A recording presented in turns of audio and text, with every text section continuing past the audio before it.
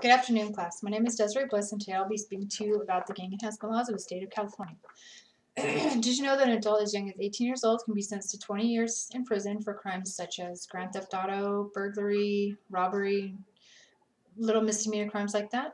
Um, why is this? Because California law says so. The law states that anybody who participates in criminal activity to promote themselves in a gang or furthers along that gang will be prosecuted to the fullest extent of the law. Situations and young adults have become so responsible nowadays that they have actually created new guidelines and stipulations, and what they're calling that is the gang enhancement law. The law, how the law is applied is simple.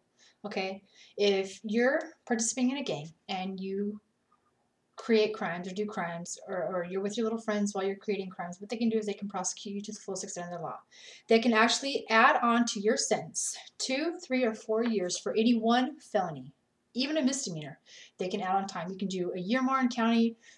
What somebody would do 6 months in county can actually do the maximum amount of county time to gang enhance. Okay, if it is a serious felony, you can be prosecuted as much as 5 additional years added onto your sentence. If it is a violent felony, which means strong arm robbery, domestic violence, something that is serious, something that the law considers serious, they can actually add on an extra 10 years to your time to be run consecutive, not concurrent. Consecutive means that if you are sentenced to 3 years in prison, plus for another felony, you get 3 more years. You won't do 3 years concurrent. You'll do 6 years. You'll do 3 plus 3 equals 6. Usually what they do is if you're sentenced to 3 years for this felony, you're sentenced to 3 years for this felony, what they'll do is they'll run them together, okay? So you're doing this felony, you're doing this felony, and you're running them together.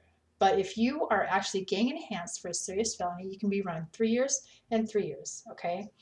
And let's say you have 3 more felonies, 2 years, 2 years. And then on top of that, if it's a violent felony, they can add 10 additional years onto your time for just participating in a gang. Separate enhancements involving weapons, carjacking, trafficking, habitual offender, vandalism, and certain areas of crimes that take place by schools, anywhere children reside or playing, by parks and things, you can actually be enhanced separately for that. Okay? Who qualifies? Again, this is simple. Okay? If you have been affiliated with or documented as being a gang member and commit a crime while promoting or simply being with another member, you will be enhanced. Okay, who the law affects? The law affects not just the gang members, okay? It affects the people of the community, it affects you or I, it affects the DA, the prosecutor, it affects the lawyer who's representing you, it affects everybody as a whole. The community as a whole is what the law affects, not just the gang member or the families or even the victims. It affects everybody as a whole, you know? Alternatives to the law. Okay, as a community, we have tons of resources and alternatives to help steer them away. But when these alternatives are met with irresponsible ends and there's nothing else to do, certain laws have to be set into place and upheld. Okay, it's clear and simple. This is just what the law is. Thus, introducing enhancements on already set laws. Okay, the law is clearly defined when the people of society blatantly disregard for the law. Anti-gang strategies. Okay, believe it or not, yes, there are anti-gang strategies. People are trying to help. People are trying to do things, but sometimes they just don't listen.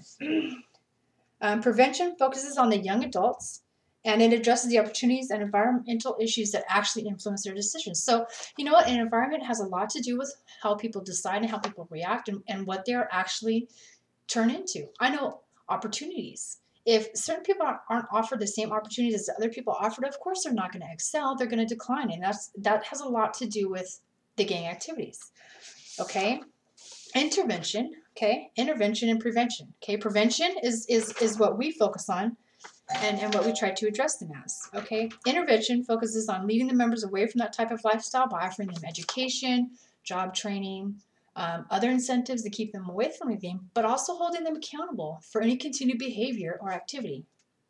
The statistics of gang involvement by race. This is one right here. Africans American, 31% of African Americans are actually involved in gangs. That's 310,000 people. Okay, Hispanics, 47% of Hispanics are actually involved in gangs. That's 410,000 people that are actually gang related. Whites, 16%. That's 160,000 people that are affiliated with gangs who are white. Asian, 7%. Again, 7% is that much, but it's enough. Okay, 70% or 70,000 Asians actually participating in gangs. Okay, we'll just wrap this up. Okay, in conclusion, there are 24,500 gangs in the U.S. alone. Alone in the U.S. This means that there are 750,000 gang members in 2007, and in 2009 there was well over a million. Okay, 40% of that million are juvenile, and 60% of that million are adults. And it's growing steadily every year. We need these laws to protect our community, and they will be strictly enforced when needed. Gang enhancement laws, sometimes they may be irreversible and irresponsible, but it's needed. If these people don't want to listen, then they will be enforced. Thank you.